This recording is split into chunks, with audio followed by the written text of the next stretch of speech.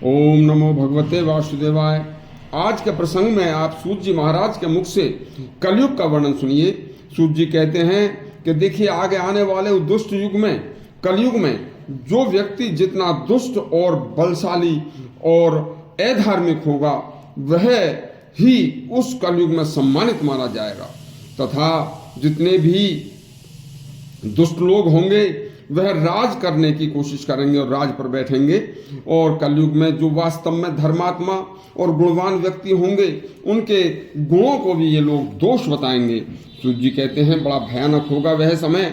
सुनिए, सूत जी बोले, हे मनुष्यरों, द्वापर के बाद 4,32,000 वर्ष का एक युग चतुर्युगों में से आखिरी युग होगा। 8,64,000 वर्ष का द्वापर युग भगवान नारायण के भी श्री कृष्ण के रूप में पृथ्वी पर रहते हुए भी अच्छा बुरा मिश्रित व्यतीत हुआ था। लेकिन हे मुनियों, कलयुग में ज्यादातर लोग दुरात्मा, दुष्चरित और तमोगुणी और झूठ से ओतप्रोत होंगे। अविश्वास का साम्राज्य होगा। तब मनुष्यों की वृत्ति आप जैसे तपस्वी मुनियों, विद्वान, धार्मिक ब्राह्मणों में जो अनेक उनके अंदर देवताओं जैसे गुण थे, उन गुणों में भी दोष ढूंढने में तथा उनके गुणों को भी दोष बताने में लगेंगे। और फिर वह अधर्मी राक्षस वृत्ति के लोग तुम जैसे तपस्वियों का भी वध करने में अपना धार्मिक सदाचार समझेंगे। देखिए, विधर्मी धार्मिक ऐसा कर्तव्य करके कलयुग में उत्पन्न ऐसे दुष्ट अधार्मिक लोग न सदाचारी होंगे, अत्यंत वह क्रोधी तथा लोभी, झूठ बोलने वाले, दुराचारी तथा ऋषियों द्वारा रचित धर्म शास्त्रों में दोष निकालने वाले होंगे तथा अल्प बुद्धि वाले होंगे और अपने को बुद्धिमान समझेंगे। गाय, गंगा तथा वेदों में भी यह अधर्मी दोष बताने लगेंगे। यज्ञ परंपरा लगभग नष्ट हो जाएगी। गौ दुग्ध अच्छा नहीं लगेगा, गाय का मांस उन्हें अच्छा लगेगा। कलयुग में खुले आम गौ की हत्या करके उसका मांस खाया जाएगा।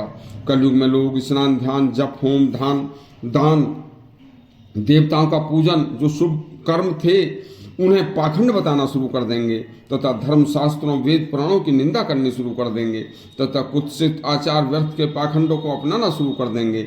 नकली वेशधारी, गेरुआ वस्त्र धारण करके बहुत सी दुरात्मा और दुष्ट लोग, अपवित्र आत्मा मनुष्यों को धोखे में डालकर उन्हें ठगेंगे तथा अधिकतर मनुष्यों की अधर्म में रुचि बढ़ जाएगी।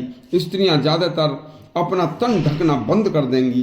ज्यादातर स्त्रियां अपने ढक कर रखने वाले अंगों को प्रदर्शित करेंगी और उच्च श्रृंखल होकर, श्रम त्याग कर पतिव्रता धर्म क्या होता है उसे भूल जाएंगी और उसे एक आडंबर कहेंगी और अनेक पुरुषों से संबंध रखने में उन्हें कोई शर्म नहीं होगी।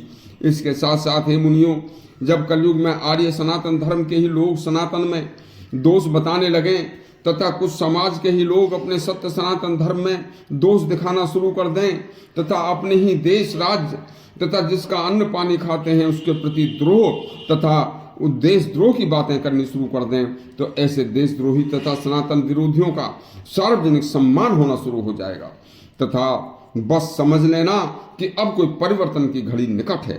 धर्म विरोधी देशद्रोही जिनका स्थान कारागार और दंड होता है, लेकिन उनको उल्टा सामाजिक सार्वजनिक सम्मान होगा।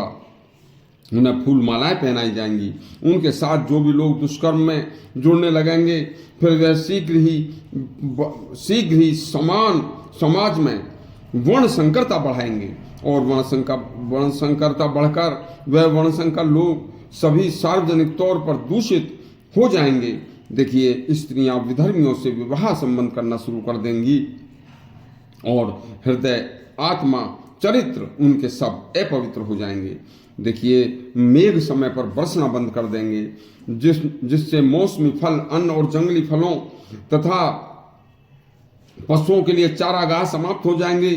कुंवारी कन्याएं, विधवा स्त्रियां खुलेआम दुष्कर्मों में लिप्त हो जाएंगी और मनुष्य की आयु बहुत कम रह जाएगी और उस बहुत कम आयु में भी शरीर के सभी अंग रोगग्रस्त हो जाएंगे।